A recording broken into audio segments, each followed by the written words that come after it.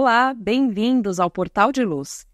A equipe do jornal Folha Espírita gravou na semana passada uma entrevista com o astrofísico e professor do Instituto de Astronomia e Geofísica da USP, o Dr. Alex Karciofi. Estudioso do espiritismo e grande conhecedor da ciência, o Dr. Alex falou sobre os recentes avanços da astronomia moderna junto ao conhecimento que nos foi trazido pela doutrina espírita, por entrevistas com Chico Xavier, e ele falou também de vida em outros planetas e o que podemos aguardar para os próximos anos. O programa de hoje vai ser especial, nós não teremos o quadro Educa Tua Alma e o Momento Doutrinário, mas eles voltam na semana que vem. E nós vamos conferir então agora como foi essa maravilhosa conversa com o Dr. Alex. Mas antes, nós vamos convidar todos vocês para ouvirmos juntos a mensagem psicografada por Chico Xavier. Evolução e aprimoramento.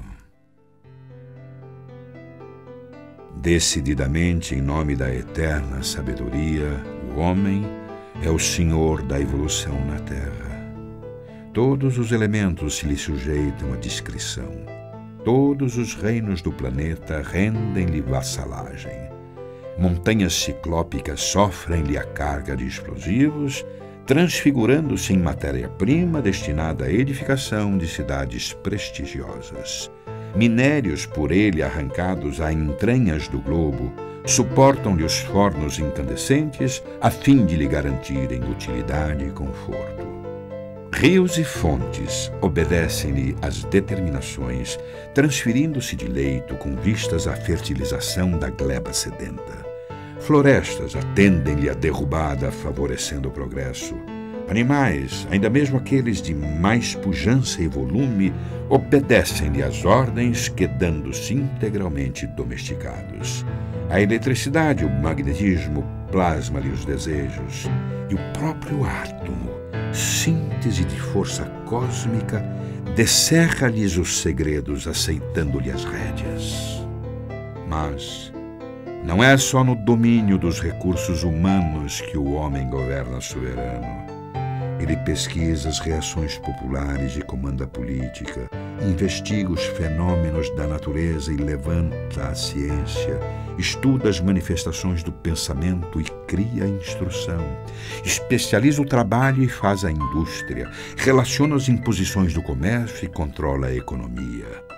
Claramente, nós, os espíritos em aperfeiçoamento, no aperfeiçoamento terrestre, conseguimos alterar ou manobrar as energias e os seres inferiores da orbe a que transitoriamente nos ajustamos e do qual nos é possível catalogar os impérios da luz infinita estuantes no universo. À face disso, não obstante sustentados pelo apoio divino nas lides educativas que nos são necessárias, o aprimoramento moral corre por nossa conta. O professor ensina, mas o aluno deve realizar-se. Os espíritos superiores nos amparam e esclarecem. No entanto, é disposição da lei que cada consciência responda pelo próprio destino.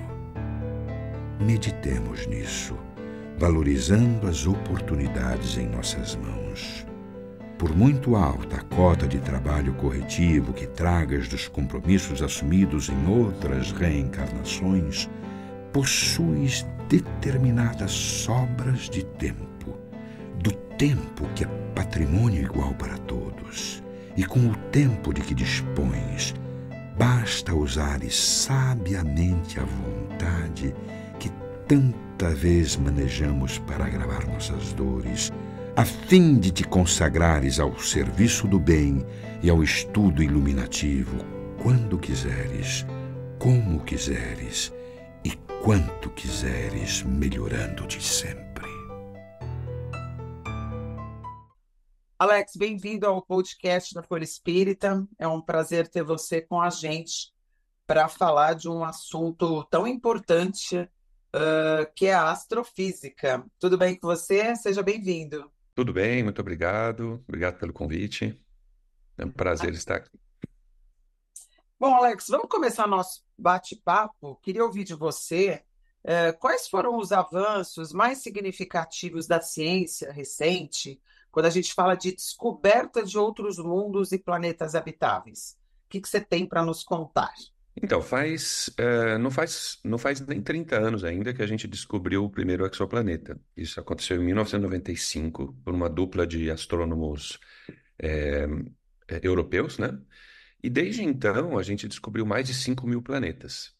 E a Só gente um tem. ponto, o que a gente pode chamar de exoplaneta, para quem está nos ouvindo? Ah, sim, um exoplaneta, é bom definir mesmo. Exoplaneta seria um planeta que está orbitando, que pertence a um outro sistema solar, ou seja, um sistema cuja estrela central não é o nosso Sol, né? Então, um exoplaneta nesse sentido, exo de fora, né? Um planeta de fora do nosso sistema solar. Muito bem. Eu queria aproveitar, Cláudia, que nós estamos aqui com o Alexis e tentar também entender um pouquinho do que a gente já tem conhecimento na própria doutrina, que são temas que se fala bastante. Alex, exoplaneta, então, a gente pode falar daqueles planetas que tanto se fala na doutrina que estão ligados à constelação de Capela? Então, lembra que constelação em astronomia é apenas uma imagem projetada no céu. Né? Tá. Isso. É um conjunto de estrelas que os antigos viram um padrão, né? E que atribuíram aquele padrão significado de coisas assim. A ciência encara hoje a constelação apenas como uma área no céu, como se você chamasse um bairro de uma cidade, por exemplo, né? Uhum. Então, Capela, não existe ainda evidências de que exista planetas naquela estrela em particular, tá? A ciência ainda não encontrou, tá? Mas como fazer a ligação disso com a doutrina espírita, né? Eu acho que a ligação é simples de ser feita. Porque a gente vê, por exemplo, nos evangelhos, há muitas moradas na casa do meu pai, e nós temos esse conceito de reencarnação, né? Nós temos a ideia de que a alma progride em diferentes planos materiais.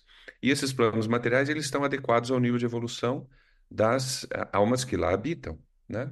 Então, imagina, por exemplo, hoje, né? Quantas 8 bilhões de pessoas vivendo no planeta, né? Se a gente olha no passado, quantas dessas pessoas tiveram a oportunidade de reencarnar aqui na Terra? É uma conta simples de ser feita e a gente chega à conclusão que não tem como. Não tem como todo mundo que está vivo hoje no planeta já ter reencarnado no planeta. É uma conta simples de ser feita.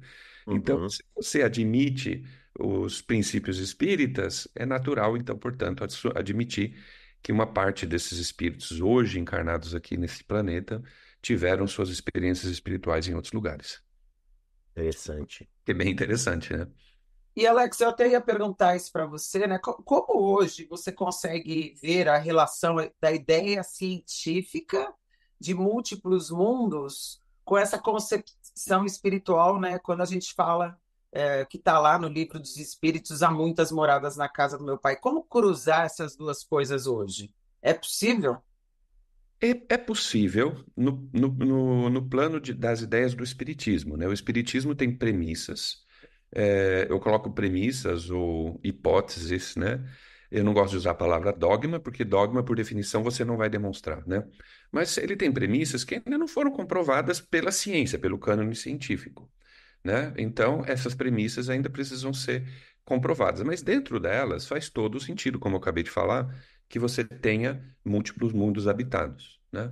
Então, eu acho que para responder essa sua pergunta, como fazer essa ponte espiritualidade e ciência, talvez a astronomia ajude, mas no futuro talvez um pouco mais distante.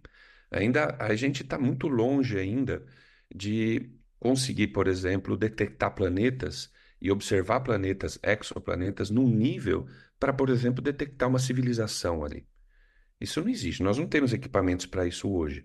Nós temos, por exemplo, o James Webb flutuando no espaço. O que ele já foi capaz de fazer? Ele foi capaz de identificar moléculas específicas na atmosfera de exoplanetas. É impressionante. Quando você pensa o feito científico disso, custou 10 bilhões de dólares para botar aquele monstro no espaço. E ele realmente é capaz de fazer, olha, tem uma moleculinha específica ali. Nós estamos muito longe da tecnologia capaz de eventualmente detectar vida mesmo, ou vida inteligente. Então, essa ponte entre a astronomia e, e ciência em particular, né? E o espiritismo, ela vai ser feita, eu acredito, mas ela ainda precisa de muito desenvolvimento tecnológico. Eu imagino que a ponte entre ciências e espiritualidade, ela pode ser feita de formas mais simples, né? Com ciências que nós já temos na mão. Por exemplo, estudos da fisiologia da mediunidade, por exemplo, que já existem vários por aí. Eu acho que esse é um caminho muito interessante. Por exemplo, estudos que tentam demonstrar a reencarnação através de memórias de vidas passadas apresentadas por crianças. Não sei se você conhece o trabalho do Dr. Ian Stevenson, né? Sim, que, temos. que é bastante famoso. Então, eu acho que caminhos como esse, a gente está usando recursos que a gente já tem na mão e métodos experimentais que a gente já pode perseguir. A astronomia, ela está deslumbrando um caminho futuro, que é a descoberta desses exoplanetas e eventual descoberta que lá tem vida. Essa eventual descoberta pode demorar semanas ou meses, ou pode levar uma década ou mais. A gente não sabe, né? Nós temos muito trabalho sendo feito nesse sentido, mas é um trabalho muito tecnicamente difícil, né? Mas você falou uma década, se for uma década, tá ótimo. Se É for uma pouco, década, não é? tal. Não, por exemplo, o Brasil hoje, ele faz parte de um consórcio internacional para a construção do GMT, que é o Great Magellan Telescope, o telescópio gigante de Magalhães, né? Eu tenho a honra de estar sentado de ter um assento, né, no conselho, no conselho científico desse instrumento, que é o Science Advisory Council, né? Ele vai estar pronto em 2032 a um investimento de 2,5 bilhões de dólares. Esse instrumento, esse telescópio, ele vai ter é um conjunto de espelhos que juntos eles vão ter 26 metros de diâmetro, maior que uma piscina olímpica, né? Você imagina, né? Um prédio Nossa. de 22 andares para abrigar essa grande máquina, né? Com essa grande máquina, a gente espera fazer, por exemplo, tirar espectros de exoplanetas, ter a capacidade de identificar aquele exoplaneta no telescópio, tirar um espectro. O que é tirar um espectro? Tirar as propriedades da luz, né? É, como o fluxo versus comprimento de onda, né? Como que a luz muda com a sua cor, por exemplo, né? E aí a gente vai poder identificar moléculas que existem naqueles exoplanetas e, eventualmente, ligar aquilo à presença de vida. Então, eu acho que sim, nós vamos ter prova da vida extraterrestre, né, ou fora do nosso sistema solar, logo, né? Eu acho que isso vai acontecer logo, mas ainda vai ser muito tênue, né? Vai ser muito frágil, vai ser apenas evidências indiretas, né? Não temos como imaginar a gente tirar uma imagem de um planeta com seus continentes, essas coisas não vai acontecer porque a ciência ainda está muito longe desse nível de tecnologia.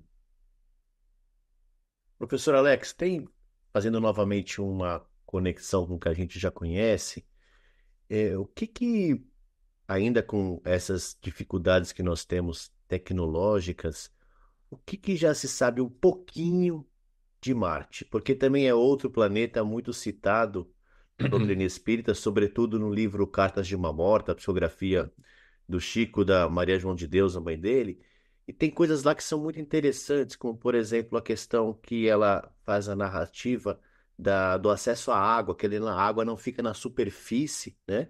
E outra Uhum. narrativa muito interessante é que as habitações em Marte, elas estão num plano acima da superfície, né? Como se fosse mesmo algo, ela coloca que a vida é mais aérea, né? Tem alguma constatação do que já foi feito com Marte, do que já foi observado, algo que a gente possa tentar avaliar hoje ainda?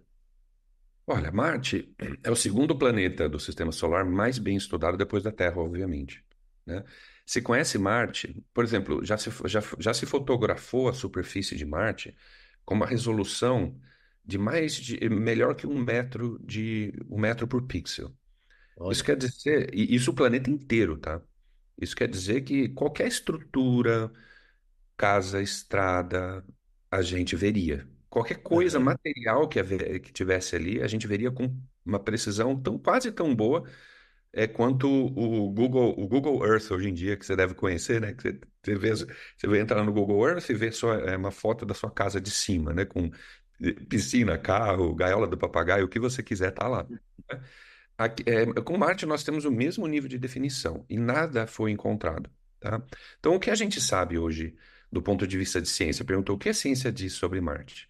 Marte é um planeta que, no começo do sistema solar, há 4 bilhões de anos atrás, entre 4 e 2 bilhões de anos atrás, ele teve uma atmosfera mais densa do que teve hoje.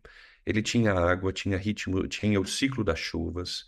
Tanto que em Marte você vê resquícios do que outrora foram rios, lagos, oceanos. Nós temos evidência, por exemplo, de deslocamento de terra, de erosão por água, né? Isso tudo já foi diagnosticado com muita clareza, mas a água no estado líquido ainda não foi encontrada em Marte. A água tem em Uhum. Marte, sim, tanto que quando é o inverno em Marte, por exemplo, no hemisfério sul, forma-se uma calota polar ali, como a nossa, de gelo. Parte é gelo de água, parte é gás carbônico, mas tem gelo lá, tá? Mas água no estado líquido não foi encontrada em Marte ainda e também não foi encontrada vida, né? Uhum. Nós já mandamos, na década de 80, por exemplo, a NASA mandou sondas específicas que pegaram, né? Pedaços, amostras de solo, colocaram no disco de Petri e tentaram ver, tem alguma bactéria ali? E não encontraram, tá? Então, a ciência hoje diz que Marte é um espaço estéril. Não há nenhuma Uhum. evidência de vida em Marte hoje, tá? Pela ciência. Como harmonizar isso com a narrativa da, da mãe do Chico Xavier, por exemplo? Aí é um desafio, né? Que Uhum. entender se ela falava de forma alegórica ou se ela falava talvez de planos espirituais, Uhum. né? Uhum. Se ela falava de uma vida que não é a vida que como nós estamos manifestando em corpos físicos, né? Mas talvez no plano espiritual, né? Como o, o André, por exemplo, o André Luiz relata em sua obra a vida no plano espiritual. Talvez Uhum. ela se referisse a isso, né? Mas não está claro, porque assim, aí existe aí um desencontro entre a ciência, o que a ciência está falando, e o espiritismo, tá? E aí, né, Alex, até você como astrofísico, eu acho que melhor do que ninguém pode explicar isso. Essa diferença de matéria que a gente teria entre a nossa e do plano espiritual, muito longe de se detectar isso pela ciência, né? Como é que você vê isso? Muito longe, por um lado, tá? Por outro lado, a gente sabe que existe matéria aqui entre nós que nós não detectamos. Por exemplo, quando a gente estuda a Via Láctea, o que que é a Via Láctea? A Via Láctea é a nossa galáxia, né? Levou muito tempo para a humanidade reconhecer que o universo ele é feito de grandes ilhas, né? Universos ilhas que o próprio Immanuel Kant, lá no século XVII, já falava, já propunha. São as galáxias, né? Existem aglomerados de estrela, gás, poeira, essas coisas que formam essas grandes estruturas que têm por volta aí de uma grande galáxia pode chegar a ter 400 bilhões de estrelas. Então, Minha tem nossa. esse número, tá? Então, a nossa galáxia tem em volta disso, 300 a 400 bilhões de estrelas. A nossa galáxia daqui, a galáxia gigante mais próxima de nós é a galáxia de Andrômeda, que está a 2,5 milhões de anos-luz. Leva 2,5 milhões de anos para a luz conseguir percorrer o espaço entre a galáxia de Andrômeda, que é a galáxia gigante mais próxima. Existem outras menores, muito mais próximas do que essa, né? Então, isso eu estou querendo dizer o seguinte: existe essa estrutura no universo que já foi mapeada com uma precisão impressionante, tá? impressionante. A gente tem estudos bastante claros e o resultado de milhares aí de astrônomos trabalhando ao longo de muitas décadas que conseguiram mapear o universo, tá? Muito bem. Quando você pega uma estrutura como a nossa galáxia e você pesa ela, como é que você pesa uma coisa? Você pesa pela gravidade, né? Quando você sobe numa balança no seu quarto, você está sendo pesado pela gravidade. É o efeito do peso do seu corpo nas engrenagens ali daquela balança, tá? Mas essencialmente quem está te pesando é a gravidade. Quando a gente pesa ela, a gente chega à conclusão de que ela pesa, de que a gente consegue, aquilo que a gente consegue ver e contar, estrela, planeta, buraco negro lá no centro, que tem um buraco negro gigante vivendo no centro da nossa galáxia. Quando a gente junta tudo que a gente consegue enxergar, a gente consegue explicar apenas 10% da massa total da nossa galáxia. Nossa. Então existe 90% de massa que nós não conseguimos explicar o que é ainda. E os astrônomos não perdem sono por causa disso. É o problema da matéria escura, tá? Nesse momento, ó, imagina que você desenhasse um quadradinho de 1 centímetro de lado na sua pele, na sua mão. Está passando estima-se que está passando por esse quadradinho 200 bilhões de partículas de matéria escura por segundo,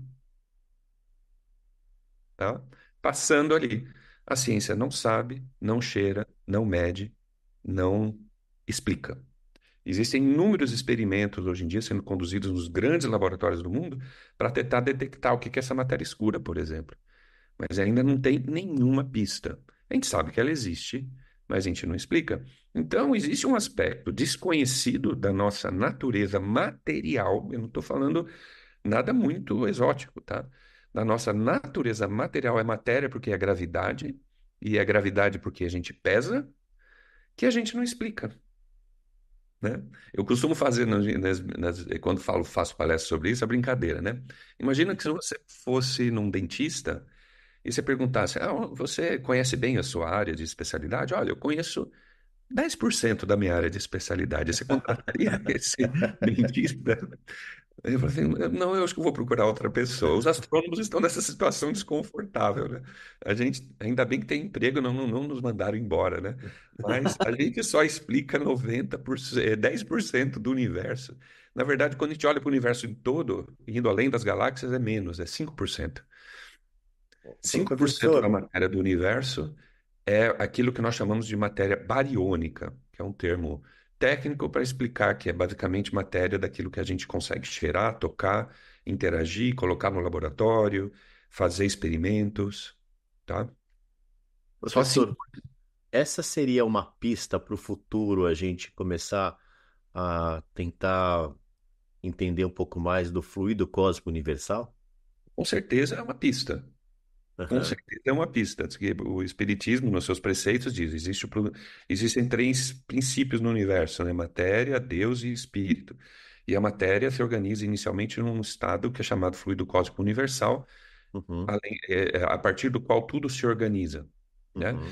Então, é possível sim admitir que você tenha uma matéria num estado visível, que é elétrons, prótons e muons e pions e tudo aquilo, quarks, tudo aquilo que você quiser e que a ciência já descreve e mede e tudo, mas ela pode, o espírito, esse princípio universal poderia se estruturar em um tipo de matéria que a ciência ainda não conseguiu bolar como interagir.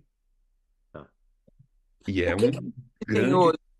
Hã? Desculpa, pode falar, pode falar. Não, é um grande desafio técnico, tá? Uhum. Quem descobrir a natureza da matéria escura, em algum momento eu acredito que isso vai acontecer, certamente vai ganhar prêmio Nobel, tá? Uhum. Isso é tema de prêmio Nobel aí pela frente.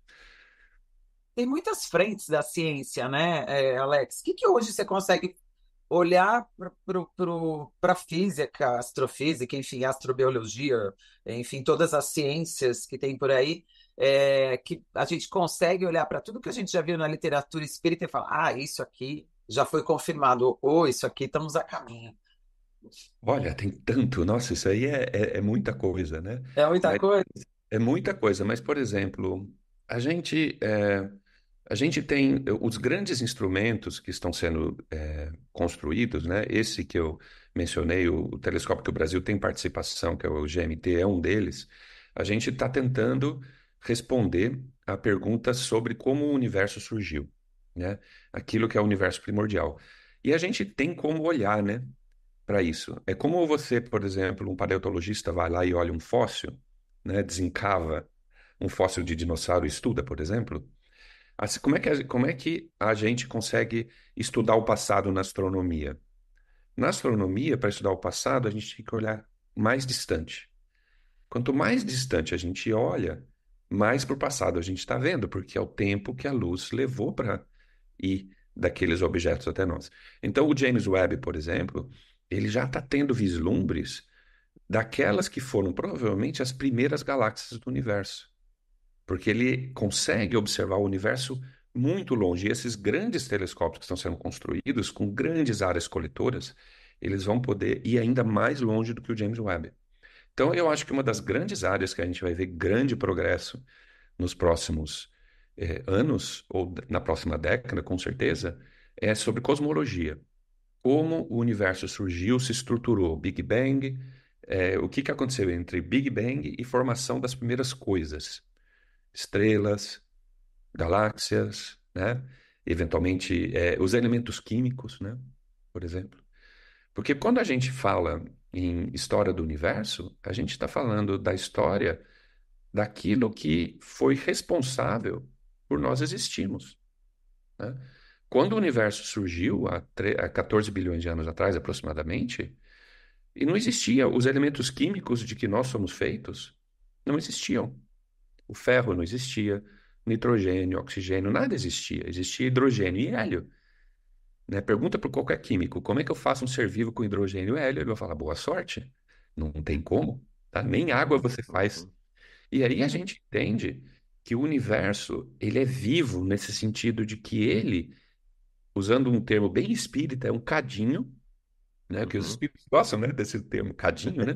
Ele, é um cadinho onde você, nos primeiros bilhões de anos do universo, os elementos químicos necessários à estruturação de vidas complexas como a nossa, como as plantas ali atrás, o muro, a janela, tudo isso é feito de uma química muito mais complexa do que existia no universo primordial.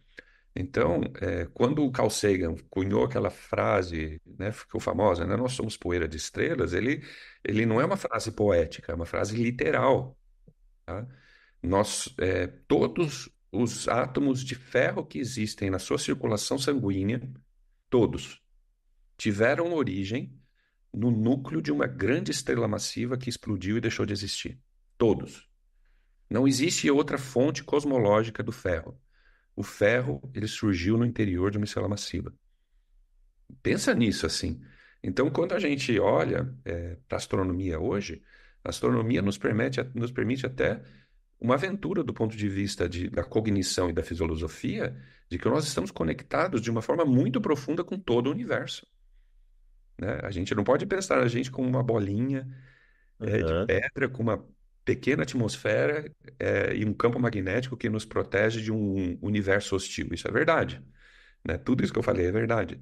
Mas nós temos uma conexão muito íntima entre o nosso corpo físico, aquilo que nós experimentamos como seres conscientes vivos nesse plano, existe uma conexão com os primórdios do universo, né? Existe um conjunto de processos extremamente rico e complexo que nos leva do começo até aqui. E a astronomia já conseguiu contar boa parte dessa história. É impressionante, mas a gente já consegue explicar boa parte do começo até aqui. Tem muitas lacunas ainda a serem preenchidas, e é isso que os grandes instrumentos e os grandes telescópios planejados aí para os próximos anos, décadas, vão responder. Muito bom. Professor, e com os avanços científicos, a gente vai conseguir entender mais do universo? E na sua opinião, pensando um pouco mais no nosso impacto, esta visão da própria origem do universo, que, como o senhor bem colocou, é contar a nossa própria história, é mudar a nossa concepção de estarmos isolados nesse contexto todo, de uma conectividade que existe com tudo, como isso vai mudar drasticamente a própria humanidade, do ponto de vista não só científico, mas talvez até uma transformação moral? São notícias, são, por exemplo, como que nós reagiríamos enquanto humanidade se tivéssemos a comprovação imediata de uma vida extraterrestre aqui conosco, né? Qual que é o impacto disso na nossa vida futura? Eu, eu já faz um tempo, né, que eu faço palestras e participo de discussões e sobre esse tema, né? E uns anos atrás eu falava a seguinte frase, né? Olha, se baixarem os alienígenas lá na Avenida Paulista, né? Vamos tirar um pouco tudo acontece nos Estados Unidos, todos os alienígenas baixam em Nova York, né? Vamos pôr uma coisa mais prosaica, né? Baixar um disco. Menos hollywoodiano, né? É Menos isso, hollywoodiano. baixar lá e falar, olha, pessoal, a gente está observando vocês, que a gente veio ajudar vocês com questões tecnológicas, vocês estão com umas dificuldades e tal. Eu pensaria o que que mudaria, né? Eu acharia que mudaria, assim, uma forma de você pensar que vai mudar radicalmente. As pessoas elas vão reposicionar sua visão de mundo. Mas aí você assistiu um filme que chama Don't Look Up. Você assistiu? Não olhe para Não. cima. Não. Então, fica a sugestão de vocês assistirem esse filme, que é uma comédia, tá? Mas ele é muito provocador. Anotei. Né? Porque, sem dar spoiler muito, basicamente, quando eles descobrem que, por exemplo, tem um asteroide que vai cair na Terra e destruir tudo, eles imaginam que a humanidade vai se organizar de uma forma extremamente é, focada na sua própria sobrevivência. E não é isso que acontece no filme. Tá? Então eu acho interessante trazer esse ponto, porque para mim é um grande ponto de interrogação. Por exemplo, se nós astrônomos, eu não acho que nada muito grandioso vai acontecer do tipo uma nave espacial baixar na Paulista.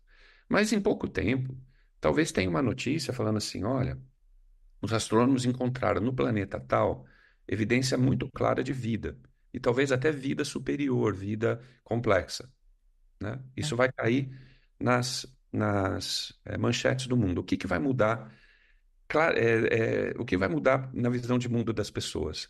Algumas pessoas que já estão propensas a esse tipo de abertura da mente, né? Eles vão achar curioso, eles vão refletir, eles vão achar maravilhoso, mas uma parcela importante da população não vai mudar seu ponto de vista. Veja, por exemplo, hoje a gente tem movimentos anti-vacina, movimentos de terra plana, negando fatos científicos muito básicos, né? E muitas vezes ancorado por visões religiosas equivocadas. Eu não acredito, portanto, que um fato do tipo esse, né, que para mim seria maravilhoso, né, abrir o jornal um dia e falar, ó, tá aqui a prova. Existe vida fora da Terra que para mim seria um fator, como espírita e cientista, seria um fator assim de grande motivação interior para você buscar novas coisas e novas compreensões e meditar de uma forma mais profunda sobre tudo isso que você falou, né, da nossa ligação com o universo e tudo mais. Eu acredito que a maioria das pessoas vão simplesmente falar, é fake news, né? Nossa. Eu acredito nisso, que Me- E, a reação do ser humano vai ser essa, né? Mesmo né? com tantos indícios que a gente já vê, né? Então, porque as pessoas não compreendem muitas vezes, e isso é uma falha dos cientistas. As pessoas não conhecem ciência o suficiente para entender como é o processo de criação do conhecimento na ciência. Então, o fato de nós vermos pessoas que são anti-vacina ou terraplanistas hoje em dia, com todo respeito a todo mundo, né, simplesmente mostra que existe uma grande ignorância científica na humanidade. E o nosso Kardec, ele acha que ele seria uma voz muito eloquente contra isso, porque ele era um cientista e em muitos campos autodidata. E ele reconheceu, uma pessoa que é autodidata em alguma coisa, reconhece a importância daquela coisa, né? Concorda? Então, Uhum, uhum. ele era, se não um cientista treinado em ciência, né, e produtor de conhecimento científico, porque ele não era um cientista, ele era um pedagogo, né? Ele era uma pessoa versada em ciência.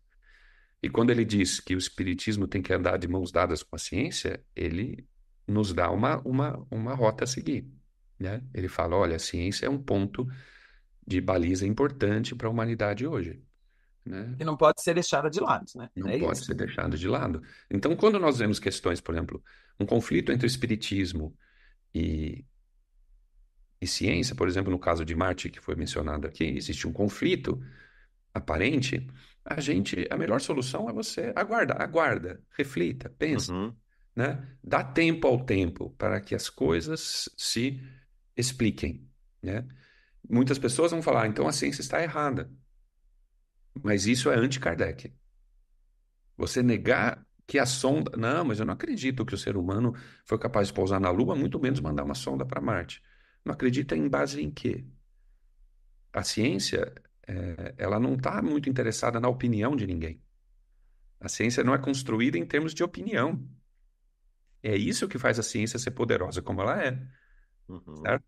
Então, acreditar, todo mundo tem direito de acreditar no que quiser. Mas colocar fatos científicos misturado com opinião pessoal, que está acontecendo muito no meio do hoje em dia, inclusive no meio espírita, é um equívoco. Então, por exemplo, quando você vai num centro espírita e você fala assim, olha, nós temos aqui nessa casa espírita uma nova modalidade de passe, é o passe quântico. O que você faz com isso? O que significa isso? Isso é a Na apropriação prática. de um conceito que a pessoa não entende, Aham, aham. num contexto que ela imagina que esteja correto, mas é apenas a opinião dela. Isso não deveria estar acontecendo, né? Isso não deveria estar acontecendo, que vai contra os princípios da própria espiritualidade, do próprio espiritismo, né? Ô, Cláudio, queria perguntar uma. Acho que o professor caminhou por um tema que eu acho bastante caro para nós aqui pensarmos juntos, né?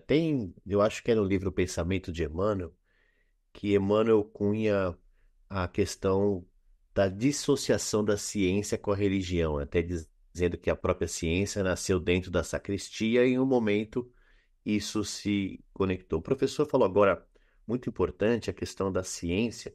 E hoje, olhando a ciência, os cientistas, é, existem caminhos, existem possibilidades da ciência caminhar na direção, não diria da religião, acho que religião é algo muito pequeno para a gente poder trabalhar, mas é a ciência que vai se reconectar através de descobertas, de fatos, através de tecnologias, vai se reconectar com a espiritualidade, com esta visão transcendente do mundo, do universo. Por exemplo, você colocou que a gente vai enxergar a origem do universo. Vai chegar um momento em que vai se constatar que houve ali uma causa inteligente capaz de orquestrar tudo isso e, de repente, a dúvida sobre a existência de Deus ou não existência de Deus deixará de ser algo que você acredita, mas algo que foi comprovado através disso. A ciência pode caminhar para nos reconectar com a espiritualidade nesse sentido? É uma pergunta bem profunda, bem difícil de responder, né? Porque é difícil fazer previsões, né? Aham. Todo o meu conhecimento hoje, inclusive tendo estudado, por exemplo, linhas espirituais que para mim são muito caras, por exemplo, várias linhas do hinduísmo, o próprio budismo, né? Eu sou espírita, mas tenho muito interesse nessas áreas, né? A gente pode acho que é importante lembrar o seguinte: a ciência é feita de seres pensantes, né? O paradigma científico hoje em dia é que esses seres pensantes, eles são basicamente um conjunto de células e neurônios, e desse conjunto de células e neurônios surge coisas como personalidade, ideias e pensamentos. Nós, espíritas, temos uma outra proposta, da mesma forma que os hindus tiveram há 3 mil anos atrás. Existe um princípio consciente que está fora da caixa craniana, Imaterial, né? imaterial. Não sei se o sentido imaterial, se a palavra imaterial faz sentido, porque o próprio Também, Kardec, no também. livro dos Espíritos, fala, é imaterial, mas é alguma coisa, então imaterial não é bem o termo. Ele fala isso, Talvez, é ele fala verdade. isso. Então, talvez outras formas de matéria, outros estados da matéria, coisa que a gente não explorou. O fato é que uma das questões mais pungentes, eu acho, hoje em dia, é qual é a origem da consciência. Existem muitos livros sendo escritos aqui. Eu tenho um livro lá na minha cabeceira, chama The Emerging Physics of Consciousness, a física emergente da consciência. E as pessoas estão tentando descrever o que é o fenômeno da consciência. Uns falam, é um epifenômeno do cérebro humano, mas é simplesmente usar palavras bonitas para descrever, para falar, não sei o que é, basicamente, né? Então, você pode assumir, se o espiritismo tiver certo, e você tiver o princípio espiritual como um dos princípios do universo, então a consciência é um princípio do universo, e não a manifestação material de células ou moléculas organizadas de certa maneira. Então, eu acho que esse é o grande caminho da humanidade, da espiritualidade hoje. A espiritualidade, da ciência, perdão, rumo à espiritualidade, é tentar desvendar, compreender, usando os métodos que nós temos à disposição hoje em dia, qual a natureza da ciência, da consciência, né? E é possível que a resposta lá na frente seja surpreendente e a natureza, a ciência seja forçada a reconhecer que ela esteve limitada em sua observação do mundo natural, né? O mundo natural não é composto apenas disso aí e dessas coisas que a gente ainda não consegue detectar, por exemplo, energia escura, mas talvez tenha outros princípios governando ou participando do universo, né? Eu acho que esse é o caminho.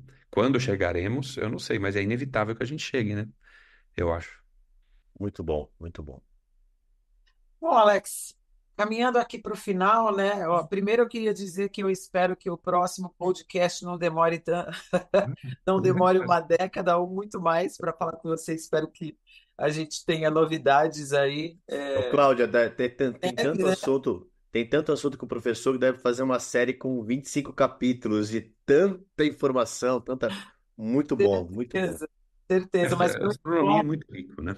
É um foi campo muito bom É, muito, a gente muito poder amplo. ter esse papo com você, assim, né? E para quem nos ouve também entender, né, como funciona a ciência, como ela tá caminhando e aonde a gente pode chegar, né? Então, eu agradeço a sua presença, seu bate-papo aqui. Não sei se você quer fazer algum fechamento sobre o tema para quem nos ouve. Fique à vontade, por favor. Não, eu queria agradecer o espaço, né, o convite e convidar nossos ouvintes aí, eventuais ouvintes, a sempre lembrar que, assim, Kardec falou, ande de mão dadas com a ciência. Então, o bom espírita é aquele que estuda, mas eu acho que não apenas as obras espíritas, a gente tem que estudar também ciência, a gente tem que ah, dedicar tempo, enquanto a gente está aqui encarnado, né, e temos a oportunidade de, né, dedicar tempo para ampliar o nosso leque de conhecimentos, né?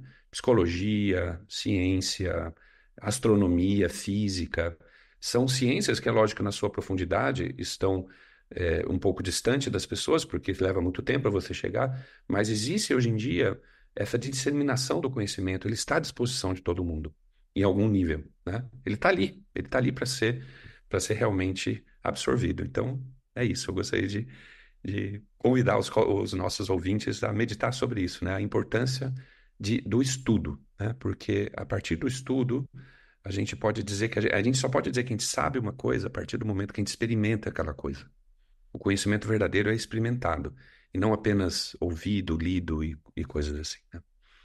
Bom, eu fecho o meu dia aqui, vou deixar o Conrado só finalizar, depois de Kardec dizer que entre o espírito e a ciência, né, se tiver que ficar ali entre os dois, fique com a ciência, a sua frase, o bom espírito é aquele que estuda, realmente para mim, fechou. Vou guardar isso para mim para sempre, né, Conrado?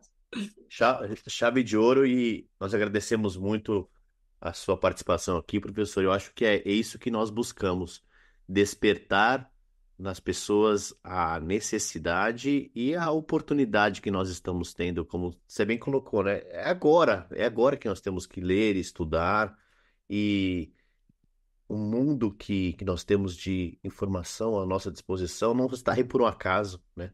Que a gente possa fazer isso de forma que seja algo útil para a nossa evolução intelectual e com certeza é isso algo que a gente sempre tem muito claro, porque lá no Livro dos Espíritos está escrito que o progresso intelectual um dia também nos ajudará a compreender o progresso moral, né? Sem Então dúvida. é muito importante que a gente caminhe nisso. Muito obrigado por estar conosco, é Eu que sempre agradeço. uma alegria e uma honra tê-lo por perto aqui. Obrigado. E até uma próxima, que eu espero que seja breve, Alex. Que seja breve. Muito obrigado. Viu? Estamos encerrando por aqui e se você gostou do nosso conteúdo, curta esse vídeo, compartilhe com seus amigos, com sua família, porque isso vai ajudar a divulgar a mensagem espírita de amor e de esperança para cada vez mais pessoas. Muito obrigada e até a próxima.